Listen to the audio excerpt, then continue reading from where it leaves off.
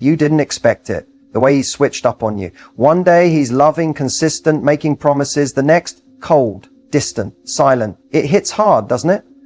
But here's the truth no one tells you. What breaks you can also build you if you use it right. The very thing that made you question your worth can become your most powerful weapon if you learn how to confuse him by doing the one thing he never saw coming, pulling your energy back. See, men who play games expect a reaction. They expect tears, texts, begging, long messages, trying to fix it. But what they don't expect is silence, confidence, detachment.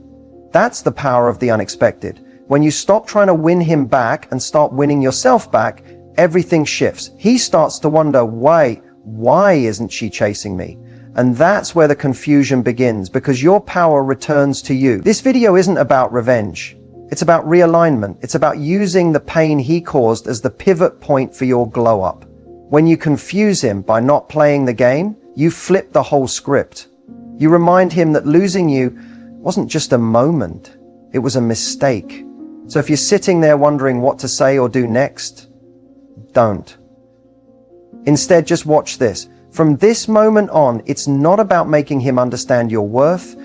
It's about you realizing it first. And once you do, the way you move will speak louder than any words ever could. Let's begin. When a man hurts you, especially someone you trusted, it's natural to start asking yourself why. Was it something you did? Something you didn't say? Were you not enough? These questions spiral. And that's exactly how you end up trapped in a loop of self-blame. But let's pause for a second and shift the lens. Because most of the time, it's not about you at all. It's about him and what's going on inside his mind. Here's the psychology. Some men don't know how to handle intimacy. Real connection scares them, so they seek closeness until it becomes too real. Then they retreat.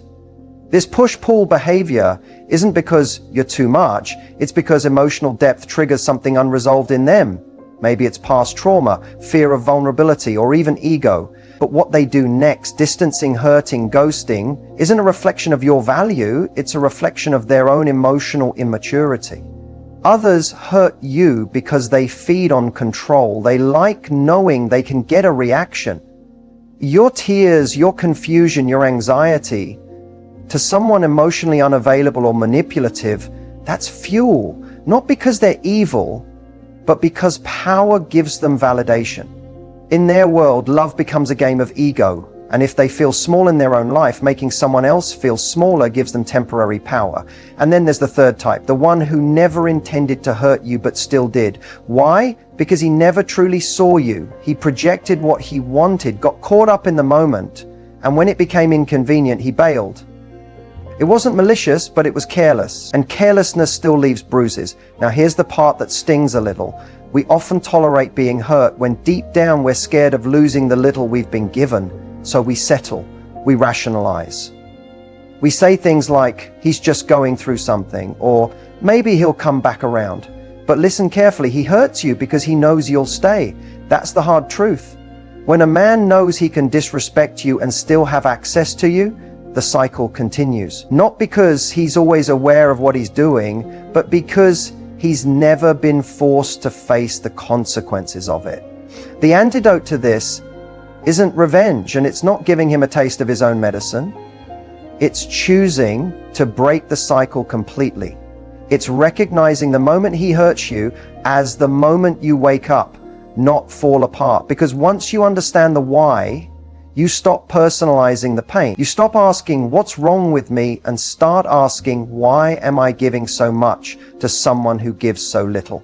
Here's something to remember. Hurting someone who loves you is easy when that person doesn't know their worth. So the real shift begins not with him changing, but with you realizing you never needed to be hurt to be loved. You never needed to be confused to feel connection. Healthy love does not leave you guessing. It does not disappear. It does not make you feel small. And once you see that clearly, the game ends, the confusion ends, and your healing begins. You're not weak for caring. You're not stupid for falling, but you are powerful when you decide that being hurt is no longer acceptable, no matter how much you wanted it to work. And that power, That's the energy that confuses him the most. Let's keep going. You're about to learn how to respond with silence, grace, and strength, the kind that makes him wonder what happened while you're already moving on. There's a moment right after he hurts you where your instincts scream to react, to text him back, to confront him, to explain how much he's hurt you, to make him understand, because it feels like if you just say the right thing, he'll snap out of it. He'll realize your worth. He'll fix it. But here's the hard truth. Reacting gives him power. It shows him you're still emotionally invested, and that gives him the upper hand every time. That's why the most unexpected and powerful move you can make isn't a loud one. It's silence, stillness, zero reaction. When you stop reacting, something interesting happens. He becomes unsure. He starts to question. He expects a text, a rant, a breakdown. But when it doesn't come, that's when he starts thinking, why isn't she mad? Why isn't she chasing me? Has she moved on? That silence isn't just empty space. It's psychological pressure. It disrupts his pattern. Because up until now, he's always known exactly how you'd respond. See, a man who plays with your emotions thrives on your reaction. That's how he knows he still has access to your heart, your energy, your peace. Every time you explain, justify, or plead for clarity, you're giving him a front row seat to your vulnerability while he stands emotionally guarded. But when you step out of that dynamic and choose to not give him anything, not your attention, your explanation, or your energy, he feels that shift deeply. And it confuses him, not because you're playing a game, but because you stopped playing his. Stopping your reaction isn't about being cold or pretending you don't care. It's about choosing you over proving your worth to someone who already knows it and still chose to hurt you. It's about protecting your peace, because peace is power, and nothing confuses someone who expects chaos more than calm detachment. Let him sit with the silence. Let him wonder what's going on in your mind. While he's trying to figure out your next move, you're already making your next chapter. That's how you take control, not by forcing closure, but by closing the door yourself, quietly, with grace. The silence isn't empty, it's full of self-respect. And maybe he'll reach out, maybe he'll start breadcrumbing again, trying to test if you'll still respond. But here's the twist, you don't need his attention anymore. Because the version of you that needed his validation, she doesn't live here anymore. She evolved the moment she stopped reacting. This doesn't mean you don't feel the hurt. It doesn't mean you don't miss the version of him you fell for. But now you understand that reacting to pain doesn't heal it, it just repeats it. And if you want to truly move on, truly confuse him, and most importantly, truly empower yourself, you stay still, you stay quiet, you stay focused. No more paragraphs, no more over-explaining, no more trying to prove you're the one. Because here's the truth. The second you stop reacting, you become unpredictable. And unpredictability is powerful. It forces people to see you in a new light. It forces him to realize he doesn't get to hurt you and keep access to you. That's what makes him confused. That's what makes him feel the consequences. So don't speak, don't chase, don't explain. Let your silence be the loudest thing he hears. Silence is not just the absence of sound. When used with intention, it's a weapon, a boundary, a message louder than words could ever deliver. And when a man hurts you, whether by ghosting, pulling away, breadcrumbing, or playing mind games, your silence can completely flip the power dynamic. That's what we call the silence flip. Here's what most people get wrong. They think silence is passive, that it's giving up, that by not responding, they're letting the other person win. But what if I told you that your silence is actually you taking back the driver's seat? The silence flip strategy isn't about punishing him. It's about redirecting your energy inward, and in doing so, shaking his entire perception of you. When a woman who used to react suddenly goes quiet, the shift is magnetic. It makes him stop in his tracks. Because now, you're not feeding his ego.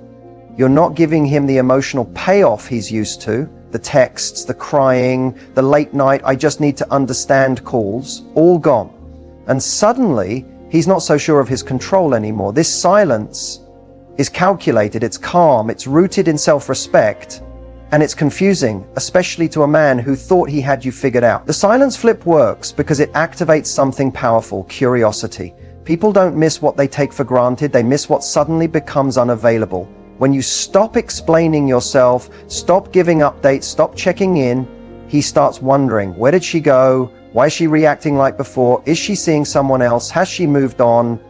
And even if he doesn't reach out right away, he feels the shift. That's the flip. You went from predictable to unpredictable, from emotionally open to emotionally protected, from available to untouchable. He no longer has the emotional access he once had, and that's unsettling because for the first time, he's no longer in control of the narrative. But here's where the real magic of the silence flip comes in. It's not about him at all. It's about you. It's about reclaiming your mental space, healing in peace, and letting your absence speak the truth he chose to ignore when he had you. Because silence doesn't mean you're weak. It means you're done performing, done proving, done participating in a one-sided connection. Silence gives you the space to hear yourself again. It helps you stop chasing closure and start creating clarity on your own terms. It's where your standards rise, where your energy shifts, where you remember that you never had to beg to be understood, you just needed to be respected. And don't be surprised if after a while he comes back, texting, calling, saying he's been thinking. That's not love, that's confusion. That's him feeling the loss of your presence, not a change of heart. So ask yourself, do I want someone who only values me in my absence? Or someone who shows up while I'm still here? The silence flip strategy is simple, but it's not easy because it takes emotional discipline. It takes choosing peace over chaos, power over ego, and self-respect over temporary validation. But once you master it, something beautiful happens. You stop waiting for a text. You stop needing the apology. You stop wondering if he'll come back. Because suddenly you don't want him to, not if he has to lose you first to realize what he had. That's the real power of silence. That's the flip. And once you do it, you'll never go back to begging again. There comes a moment, after the tears, the confusion, the late night overthinking, when you stop asking, why did he do this to me? And start asking, why did I allow it? That moment, that's when emotional detachment begins. And that detachment, that's your power. Emotional detachment doesn't mean you don't care. It doesn't mean you're numb or cold. It means you're finally choosing yourself over the chaos. It means you're no longer tied to the outcome, to the hope, to the fantasy of what it could have been. You're seeing things clearly, maybe for the first time, without excuses, without filters, without illusions. When you're emotionally attached to someone who's hurting you, everything they do has the power to break you. One word, one silence, one shift in tone, and suddenly your whole mood crashes. That's not love, that's dependency. That's giving someone else full control over your inner world. But when you detach, you take that control back. You stop checking your phone, you stop decoding mixed signals, you stop justifying bad behavior. Why? Because your peace matters more than their presence. That's what detachment really is. Choosing peace over the performance of a relationship that isn't real anymore. Here's the truth. When you detach emotionally, you no longer need him to change in order for you to be okay. You stop needing closure because you become the closure. You stop needing apologies because you give yourself the forgiveness. You stop needing to be chosen because you realize you've always had the power to choose yourself. And here's where it really confuses him. Because emotional detachment is silent. You don't announce it. You don't post about it. You don't even have to block him. You just shift your energy and he feels it. He might not be able to explain it, but suddenly your vibe is different. You're no longer available. Not emotionally, not mentally, not spiritually. He'll try to test it. He might throw out a text to see if the hook is still there. He might compliment you out of nowhere. He might act like nothing happened. But this time, you're not moved. You don't jump to respond. You don't read between the lines. You don't react because you're not chasing connection. You're protecting your energy. And that's what emotional detachment gives you. Freedom. The freedom to walk away without needing him to validate your decision. The freedom to stop begging for the bare minimum. The freedom to stop shrinking yourself just to keep someone else comfortable. This is where your confidence starts rebuilding, not the loud kind, but the quiet confidence that says, I know who I am and I won't accept less. That's the energy that shakes him. That's the energy that makes him question how he ever thought he could lose you and still sleep peacefully at night. You don't get there overnight.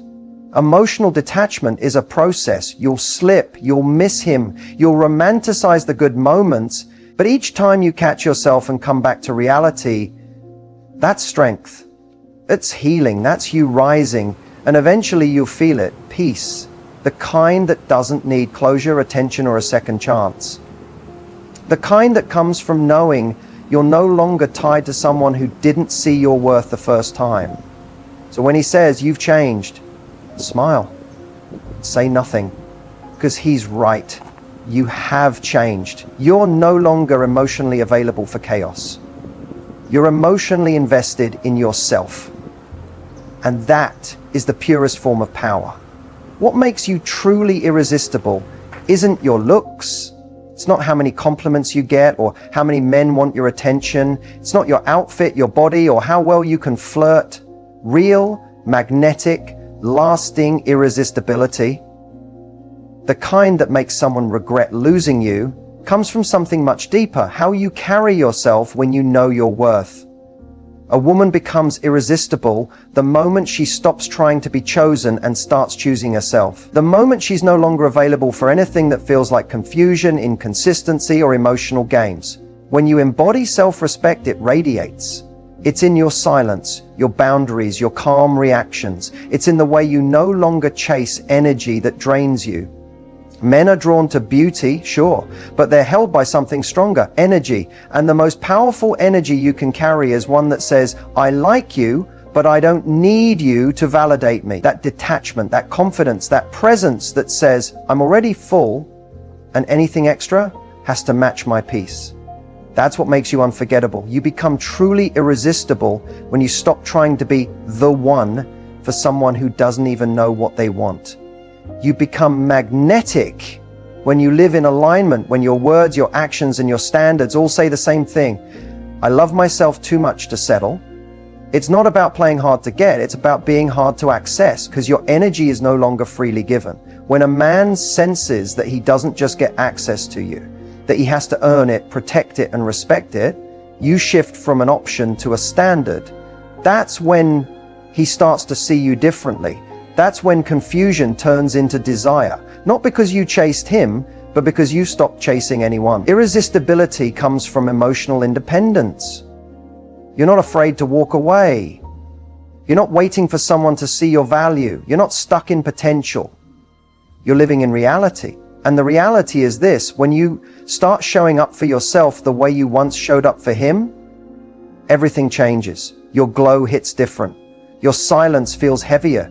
Your presence becomes a privilege. And here's the plot twist. Once you step into that energy, the people who took you for granted start to notice. They always do. But by then, you'll realize the real reward wasn't them coming back. It was you coming back to yourself.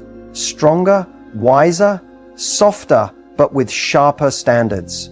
What makes you truly irresistible isn't your ability to win him back. It's the quiet confidence that says, I would have given you everything, but now I'm giving it to me. It's your ability to stay kind, stay graceful, but never beg, never lower, never shrink. So if you're wondering how to confuse him, how to get under his skin, how to make him realize what he lost, stop focusing on him. Focus on rising so beautifully that he has no choice but to feel your absence. Let your energy say everything. Your words don't. Because when you love yourself the way he should have, with consistency, presence, respect, and depth, you become the version of you that no one forgets. That's what makes you truly irresistible. If there's one thing Matthew Hussey teaches better than anyone, it's that your mindset is your power. It's the root of your standards, your relationships, your boundaries, everything. And the biggest shift you can make isn't about becoming more attractive to men. It's about becoming more connected to your value, with or without them. That's the Matthew Hussey mindset shift. You don't chase love, you attract it by being fully aligned with who you are. This shift starts when you stop asking, why doesn't he want me? And start asking, why do I want someone who makes me question my worth? That alone changes the entire energy of your dating life, because instead of focusing outward, analyzing his actions, decoding mixed signals, wondering if you're enough, you start focusing inward. You start asking better questions. Does this situation make me feel safe, seen, valued? Matthew often says people treat you how you train them to. And that means your silence, your boundaries, your walk-away game, it all teaches them something. When you accept inconsistency, you teach someone that's all they need to give you. But when you detach from needing them and elevate your standards, they either rise to meet you or fall out of your life. The beauty of this mindset is that it gives you control back without needing to control anyone else. You stop trying to fix, change, or convince. You let people show you who they are, and when they do, you believe them. You no longer need to rewrite the story or hold on to hope. You trust reality. That's where peace begins. And here's what's really powerful. When you embody this energy, you start attracting people who reflect it. People who don't ghost, breadcrumb, or play games. People who show up. But that only happens after you make the internal shift. Not when you learn tactics, not when you memorize responses, but when you live and breathe self-worth. When you love yourself enough to say, I want love, but not at the cost of my dignity. The Matthew Hussey mindset is not about playing hard to get. It's about being hard to forget. Because of how deeply you love yourself, because of how rare it is to find someone who's emotionally intelligent, grounded, and unwilling to settle for surface level attention. It's about understanding that chemistry is not commitment, that just because someone feels good in a moment doesn't mean they're good for your life. It's knowing that your time, your peace, and your love are investments, not giveaways. It's also about owning your role, not blaming every man, not staying stuck in victimhood, but asking, how did I abandon myself while trying to keep him? That's not self-blame, that's self-awareness. That's where transformation happens. Because once you know how you lost yourself, you can start choosing differently. And when you fully adopt this mindset, confusion disappears. You're no longer wondering if someone likes you. You're asking, do I like how I feel around them? You're no longer hoping they choose you. You're choosing yourself and letting everything else align from there.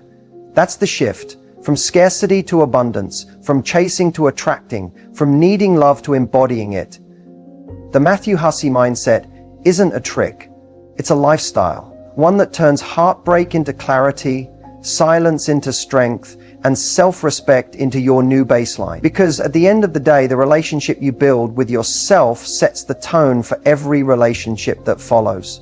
And that's unshakable. When someone hurts you, your first instinct might be to make them understand what they did. You want them to see the pain, to realize what they've lost. You want an apology, a change in behavior, some kind of sign that they finally get it. But the truth is, the most powerful way to let a man feel your absence isn't through words. It's not through confrontation. It's not through proving anything. It's through your disappearance. Let him feel the loss.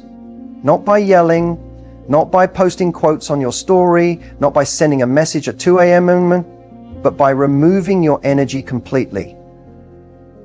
That's the real consequence. That's the reality check. And that's when it hits him hardest. Because most men who play games, breadcrumb, or disappear without explanation, they don't expect you to walk away for good. They expect you to pause, cry, maybe distance yourself for a bit, but eventually come back. They think the door will always be open, even if it's just a crack. So when you close it quietly, without drama, without warning, and without begging, that silence becomes deafening. This isn't about revenge. This is about respect. For yourself, you let him feel the loss by letting go completely, not checking his page, not asking mutual friends, not relapsing into old conversations when he decides to reach out with, hey, you good? You don't owe him a reaction. You don't owe him a breakdown. You don't owe him access. What you owe is you. Your own healing, your own evolution, and your own peace. And while he's out there thinking you're still in your feelings, still waiting for him to get it together, still attached to the version of him you loved, you're already becoming someone he wouldn't recognize, someone he can't reach anymore, someone who doesn't just glow differently, but lives differently. Letting him feel the loss means you stop explaining your worth and start embodying it. You walk away without the need to be seen, heard, or understood because you understand yourself. And that's what creates the shift. That's what he remembers when he's lying awake at night, realizing your silence isn't temporary, it's permanent. He'll replay your last conversation. He'll revisit your photos. He'll think about how you were the one who showed up, stayed loyal, gave your best, and how he took it all for granted. And while he's finally beginning to feel the loss, you're already in your next chapter. Letting him feel the loss means you stop negotiating your standards. You stop waiting to be chosen. You stop trying to make someone see what was right in front of them. Because here's the truth. When you were in his life, you gave love freely. You gave depth, care, presence. And if that wasn't enough for him, no amount of proving will ever change that. But your absence? That speaks in a language the ego understands. That's the plot twist. Not anger. Not revenge, just detachment. You stop being an option the moment you start treating yourself like the only priority. And when you do that, you don't have to make him regret losing you. He just will. Not because you forced it, but because your absence became louder than any apology he never gave. Let him sit in that space. Let him remember what it felt like to have you and lose you. You don't have to chase closure. You are the closure. You made it to the end of this journey, and that alone speaks volumes. It means you're not here to stay stuck. You're not here to keep repeating the same cycles, chasing the same unfulfilling patterns.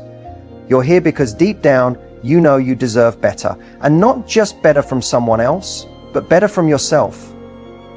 This is your moment to reclaim every part of you that you gave away too easily. The pieces you handed over while hoping to be loved. The energy you poured into people who didn't know how to receive it. The love you gave so freely, thinking that maybe, just maybe, it would finally be enough. But here's the truth. It was enough. You were enough. They just weren't capable of meeting you where you stood. You are not hard to love. You are just no longer available for anything that makes you feel less than whole. That's your new standard. That's your power. And it starts right now. No more shrinking, no more over-explaining, no more waiting on someone to treat you right. You are not a placeholder. You are not a second choice. You are the blessing, the kind of woman who brings peace, passion, depth, and loyalty. Anyone who can't recognize that doesn't belong in your space. And remember, healing is not about never feeling pain again. It's about learning to protect your peace even when the pain visits. It's about moving through life with softness and strength at the same time. You don't need to harden your heart to heal. You just need to become unavailable for disrespect.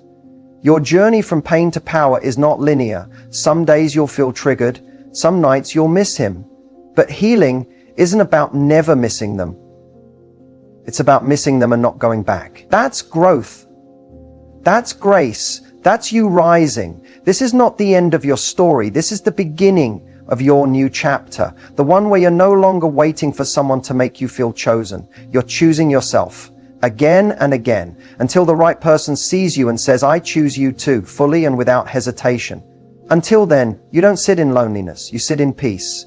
You build, you grow, you fall in love with your life. You become the version of yourself you once thought you needed someone else to complete. The power was never in getting him back. The power was in getting you back. So if no one has told you this today, you're doing better than you think. You're healing, you're evolving, and you're worthy of a love that doesn't leave you guessing. Keep rising, keep glowing. Keep choosing you. This isn't the end. This is your rebirth, and the best is yet to come.